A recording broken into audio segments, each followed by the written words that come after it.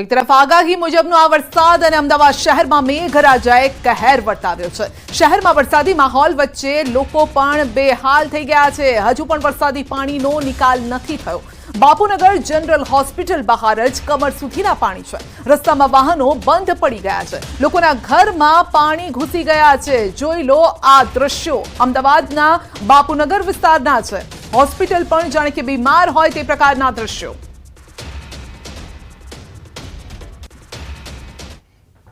અમદાવાદ શહેરના મોટા ભાગના જે વિસ્તારો છે તે પાણીમાં ગરકાવ થઈ ગયા છે। કદાચ એ મહાનગરપાલિકાની નિષ્ફળતા છે કે જેના કારણે આજે અમદાવાદીઓને હાલત ભોગવવી પડી રહી છે। અમદાવાદ શહેરના જે બાપુનગર વિસ્તારમાં ન્યૂઝની ટીમમાં ગ્રાઉન્ડ રિપોર્ટ બતાવી રહ્યા જોઈ શકો દ્રશ્યોની અંદર કે કઈ રીતે લોકો પરેશાન છે। કમર સુધી પાણી છે તે ભરાયા છે। જ્યાં ઊભો છું તે બાપુનગરની જનરલ હોસ્પિટલ એટલે કદાચ આ વિસ્તારની સૌથી મોટી હોસ્પિટલ માનવામાં છે। હોસ્પિટલના દ્રશ્યો છે કે જેમાં આખો જે રોડ છે તે પાણીમાં ગરકાવ થયો છે। વરસાદ બંધ થયો, કલાકો વીતી ગઈ, તેમ છતાં પણ આ પ્રકારની સ્થિતિ જોઈ શકો છો કે બસો પણ અહીં ફસાઈ છે। જોઈ શકો છો કે સરકારી એસટી બસ છે આખી ફસાઈ ગઈ છે।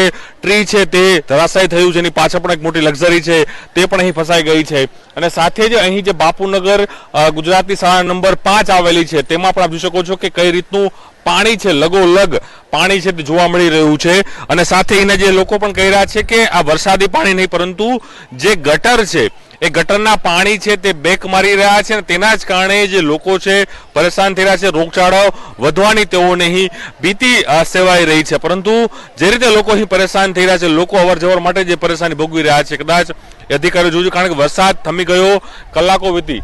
આપ જો એમ્બ્યુલન્સ નથી આવે તે પ્રકારની સ્થિતિ હું દ્રશ્યો બતાવીશ કે કઈ રીતે આખી એમ્બ્યુલન્સ છે તે રોડ ઉપર ઊભી છે કારણ કે અહીં જનરલ હોસ્પિટલ છે ત્યાં જવાય તે પ્રકારની સ્થિતિ પણ અત્યારે નથી। એ પ્રકારના દ્રશ્યો આ પ્રકારના જોવા મળી રહ્યા છે અમદાવાદ શહેરના એ સ્માર્ટ શહેરના કે જેને કદાચ મારી વર્લ્ડ હેરિટેજ સિટી પણ કહેવામાં આવે છે અને સ્માર્ટ શહેર પણ કહેવામાં આવે છે, પરંતુ સ્માર્ટ શહેરના આજે અહીં બે હાલ છે તે જોવા મળી રહ્યા છે। પ્રણવ પટેલનો અહેવાલ, ન્યૂઝ 18 અમદાવાદ।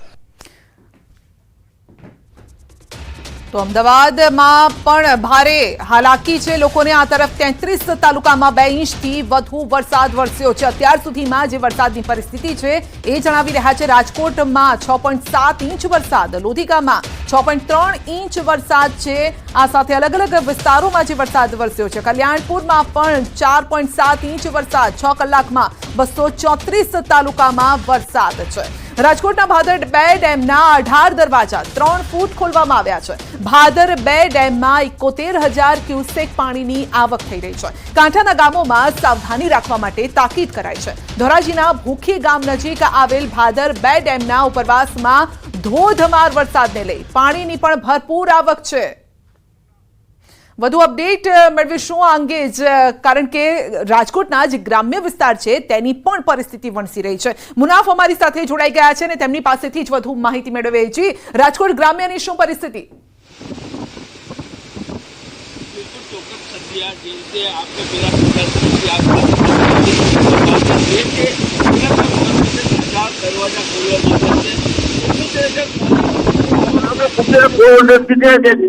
વિસ્તારો છે તે ગ્રામ છે તે કાંઠાના વિસ્તાર તેને એલર્ટ કરવામાં આવે છે। જે રીતે સવારથી ગત રાત્રેથી ધોધમાર જે વરસાદ વરસી રહ્યો છે અને હાલ બી સંધ્યા જે વરસાદ ચાલુ છે અને જે ઉપરવાસમાં જે રીતે વરસાદ છે તેને લઈને 18 દરવાજા ખોલવામાં આવે છે અને હજી જો વધારે વરસાદ થશે તો હજી દરવાજા ખોલવાની ફરજ પડશે। જે રીતે ગ્રામ્ય વિસ્તારની વાત કરીએ, ગ્રામ્ય વિસ્તારમાં ધોધમાર સવારથી જ વરસાદ છે। ત્યાં અત્યારે ગ્રામ્ય વિસ્તારની વાત કરીએ તો ગ્રામ્ય વિસ્તારમાં નાની માર મોટી માર ફરેલી છે, ભૂતવો છે તે ગ્રામ્ય વિસ્તારોના અંદરમાં એટલો બધો વરસાદ છે કે લોકો ઘરની બહાર નથી નીકળી શકતા। બીજી વાત છે કે ધોરાજી જે નદીઓ છે તે પુલ નદી છે તે નદીના અંદરમાં ત્યારે પૂર આવવાની શક્યતા છે। જે રીતે જે સફુરા નદી છે સફુરા નદીમાં ઘોડાપૂર આવ્યો છે અને વાત કરીએ નાની પરબડીના અંદરમાં જે ફૂલસર નદી છે તે ફૂલસર નદી બી ઓવરફ્લો થઈ ગઈ છે। ત્યાં ચોકી જવાનો રસ્તો છે તે બંધ કરવામાં આવ્યો છે।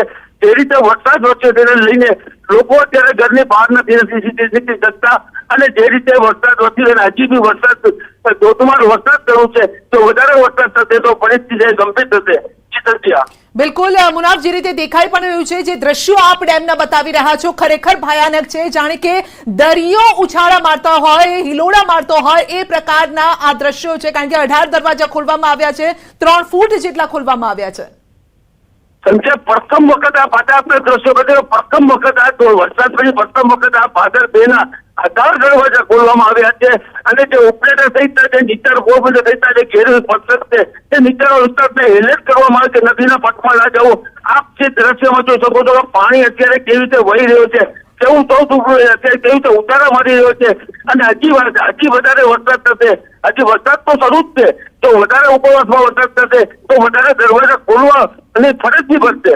જી બિલકુલ. તો અત્યારે જે દ્રશ્યો છે ખરેખર કોઈ ફિલ્મના દ્રશ્યો જોતા હોય તે પ્રકારના દ્રશ્યો દેખાઈ રહ્યા છે. ભાદર 2 ડેમના દ્રશ્યો છે, ફિલ્મી આ દ્રશ્યો છે ને ખરેખર ભયાનક છે. તો પંચમહાલ અને મહીસાગર જિલ્લાના સરહદે મહીસાગર નદી ઉપર આવેલો વણાક બોરી વિયર હાલ ઓવરફ્લો થયો છે. કડાણા ડેમમાંથી મોટી માત્રામાં મહીસાગર નદીમાં પાણી છોડવામાં આવ્યું છે અને જેથી હાલ અહીં વિયર ઓવરફ્લો થઈ ગયો છે. નદીમાં વહેતા પાણીનો નયનરમ્ય અને મનમોહક આ જે નજારો છે તે જોવા મળી રહ્યો છે. સહેલાણીઓ પણ અહીં ઉમટી રહ્યા છે. તો પંચમહાલ મહીસાગરમાં પણ ધોધમાર વરસાદ છે, પરંતુ જે રીતે પાણીની આવક થઈ છે નયનરમ્ય દ્રશ્ય જોવા માટે પણ લોકો આવી રહ્યા છે. ક્યાંક આફત છે, ક્યાંક તેને માણવા માટે પણ સહેલાણીઓ પહોંચી રહ્યા છે. મનને પ્રફુલ્લિત કરી દે, રોમાંચિત કરી દે, સાગર ઘૂઘવતા હોય એવા દ્રશ્યો હું આપને બતાવીશ. સાગરના મોજા જે રીતે ઉછળી રહ્યા હોય એવા મોજા આ દ્રશ્યો છે. પંચમહાલ અને મહીસાગરના છેવાડે આવેલા વણાકબોરી વિયરના છે. મહીસાગર નદીમાંથી લાખો ક્યુસેક પાણી છોડવામાં આવતા વણાકબોરી વિયર ઓવરફ્લો થઈ રહ્યા છે. ઓવરફ્લો થઈ નદીમાં પાણી વહી રહ્યું છે. આ પાણીના નજારાને માણવા માટે આજુબાજુમાંથી મોટી સંખ્યામાં સહેલાણીઓ અહીં ઉમટી રહ્યા છે. આપને આ તરફના દ્રશ્યો બતાવી. સહેલાણીઓ અહીં આવી સેલ્ફી લઈ રહ્યા છે. સાથે સાથે એક અલગ જ રોમાંચ અનુભવી રહ્યા છે. દર વર્ષે જ્યારે મહીસાગર નદીમાં મોટી માત્રામાં પાણી છોડવામાં આવતું હોય છે ત્યારે આ પ્રકારના દ્રશ્યો સર્જાતા હોય છે અને આ પ્રકારના જે દ્રશ્યો છે તેનો આનંદ માણવા માટે શહેરા અને આજુબાજુના વિસ્તારોમાંથી સહેલાણીઓ ઉમટતા હોય છે. આપને ફરી દ્રશ્યો બતાવીશ. આપ જોઈ શકો છો હાલ દ્રશ્યોમાં જે રીતે સાગરના મોજા ઘૂંઘવતા એ પ્રકારેનો જે રોમાંચિત માહોલ અહીંયા જોવા મળી રહ્યો છે. પાણીની છોડો ઉડી રહી છે અને આ આહલાદક જે નજારો છે આ નજારાને માણવા માટે જ અહીંયા સહેલાણીઓ આવી રહ્યા છે અને પ્રફુલ્લિત થઈ રહ્યા છે. સાથે સાથે મોજ પણ કરતા જોવા મળી રહ્યા છે. રાજેશ જોશી, ન્યૂઝ 18 ગુજરાતી, પંચમહાલ. તો વરસાદે આફત ભરપૂર આપી છે. જામનગરમાં ભારે વરસાદથી પૂરની સ્થિતિ. નીચાણવાળા વિસ્તારોમાં કમરથી ઉપર પાણી ભરાયેલા છે. રામેશ્વર પટેલવાડીમાં પણ લોકોના ઘરમાં પાણી ઘૂસ્યા છે. રહેણાંક વિસ્તારમાં મકાનો અડધા પાણીમાં ડૂબી ગયા છે. લોકોના ઘરમાં વરસાદી પાણી ફરી વળ્યા છે. પૂરના પાણીએ તબાહી મચાવી છે. લોકોની ઘર વખરી અને માલ સામાન પણ તળાઈ ગયો છે. તો પેરાલિસિસ થયેલી મહિલા દર્દી અને તેના પરિવારો મુશ્કેલીમાં મુકાયા છે. મહિલાનો આખો બેડ પાણીમાં ગરકાવ છે. ચારે તરફ પાણી જ પાણી છે. હવે આ દર્દી કેવી રીતે ઊભા થાય, કેવી રીતે બહાર નીકળે, આશરો ક્યાં લે, તે પ્રકારની મુશ્કેલી છે. તો ઘરની અંદર લગભગ 2 ફૂટ જેટલા પાણી ભરાયેલા છે. જામનગર શહેરના અનેક વિસ્તારો જળમુક્ત બન્યા છે અને ભારે વરસાદની તોફાની બેટિંગ બાદ કેરસમા પાણીમાં ન્યૂઝ 18 પહોંચ્યું છે. જે પ્રકારે દ્રશ્ય જોઈ રહ્યા છો રામેશ્વરના પટેલવાડી વિસ્તારના દ્રશ્યો છે. અહીં લોકોને પારાવાર મુશ્કેલીઓનો સામનો છે તે કરવો પડી રહ્યો છે. એક તરફ વાત કરવામાં આવે તો ભારે વરસાદને લઈને લોકો મુશ્કેલીઓ વેઠી રહ્યા છે. લોકોની ઘર વખરી પલળી ગઈ છે. તો બીજી બાજુ જે પ્રકારના દ્રશ્ય આપ જોઈ રહ્યા છો, અહીં એક મહિલા છે તે મહિલા હાલ અહીં જે પ્રકારે જોઈ રહ્યા છો પાણીની વચ્ચે સૂઈ રહ્યા છે, કારણ કે તેઓ ખૂબ માંદગી વચ્ચે છે. ત્યારે ન્યૂઝ 18 પહોંચ્યું છે. શું કહેશો બેન, કેવી તકલીફ છે? કોઈ આવ્યું છે? કોઈ પૂછવા નથી એવું ભાઈ, પણ આટલો બધો ફ્લો એકમ તો છોડે નહીં ને, ધ્યાન રાખવું જોઈએ.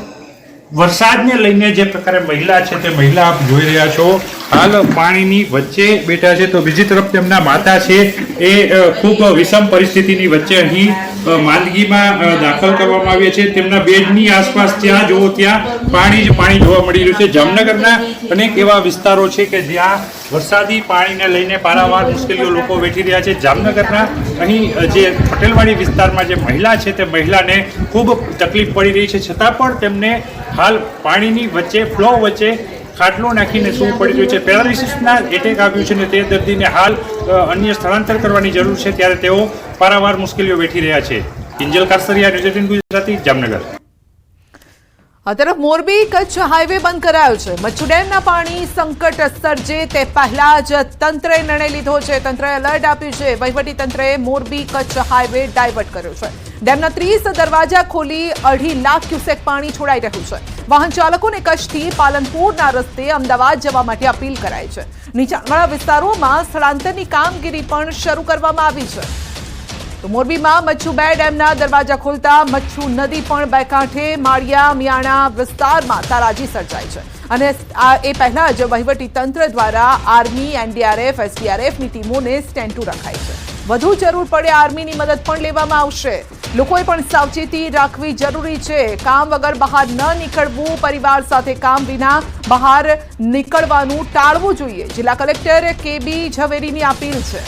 જિલ્લા કલેક્ટર કેબી ઝવેરીએ વાત પણ કરી છે અને તેમણે લોકોને સાવચેત કર્યા છે, કારણ કે અત્યારે એવું કોઈ જ કામ નથી કે એ આપણે કર્યા વગર રહી જઈએ. માટે ઘરમાં રહો, સાવચેત રહો.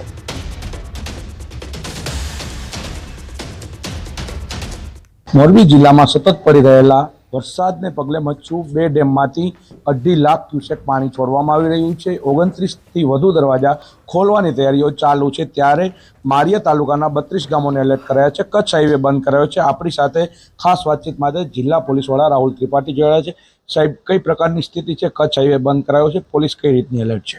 એ જે કચ્છ તરફથી આવતા અને માણવત તરફથી આવતા જે માળિયા તરફ જે તમામ વાહનોની અવરજવર થાય છે, એ વિસ્તારોમાં પાણી ભરાય એવી શક્યતાઓને ધ્યાને લઈ એને રૂટ ઉપર ડાયવર્ઝન આપવામાં આવેલા છે. કેટલાક વિસ્તારોમાં સ્થાનાંતરણની કાર્યવાહી પણ હાલ ચાલુમાં છે.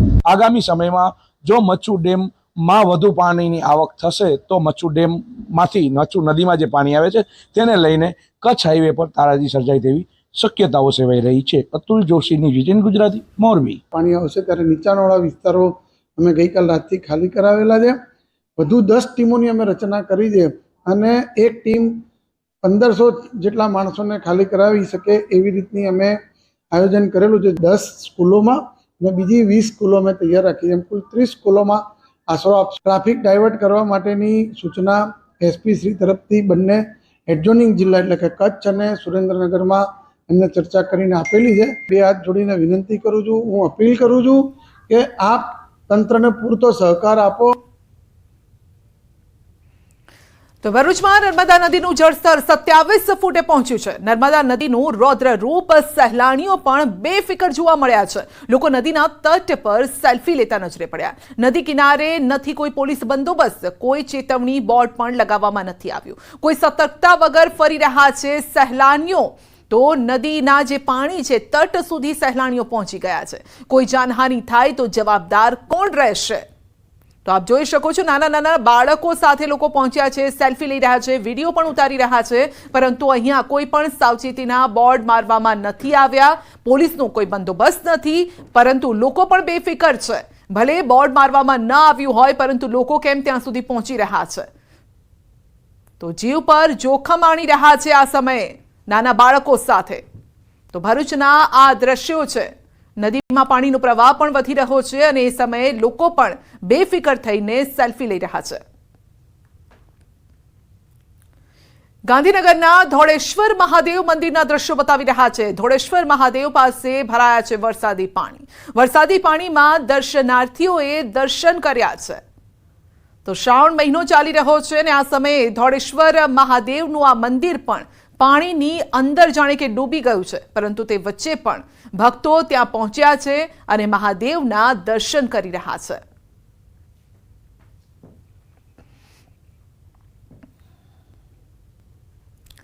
તો રાજકોટનો લોકમેળો બંધ કરવાનો નિર્ણય લેવાયો છે. સ્ટોલ ધારકોને ભરેલી રકમ પરત મળશે.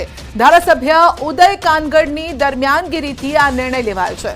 ધારાસભ્ય ઉદય કાનગડ દ્વારા મુખ્યમંત્રીને સમગ્ર મામલે જાણ કરાઈ. કલેક્ટર કચેરી ખાતે ધારાસભ્ય ઉદય કાનગડ સહિત સ્ટોલ તેમજ રાઇડ્સ સંચાલકોએ કલેક્ટરને રજૂઆત કરી હતી. કલેક્ટરે સ્ટોલ ધારકોને બાંહેધરી આપી હતી અને હવે નિર્ણય લેવાયો છે કે રાજકોટનો આ મેળો બંધ કરવામાં આવશે. કારણ કે છેલ્લા 3-4 દિવસથી જે વરસાદ છે, વરસાદના કારણે આ મેળો જે રીતે ખુલવો જોઈએ એ ઓપન નથી થઈ શક્યો અને જેના કારણે સ્ટોલ ધારકોએ જે રકમ ભરી હતી તે હવે પરત આપવામાં આવશે. ધારાસભ્યએ દરમિયાનગીરી કરી, કારણ કે જે લોકોએ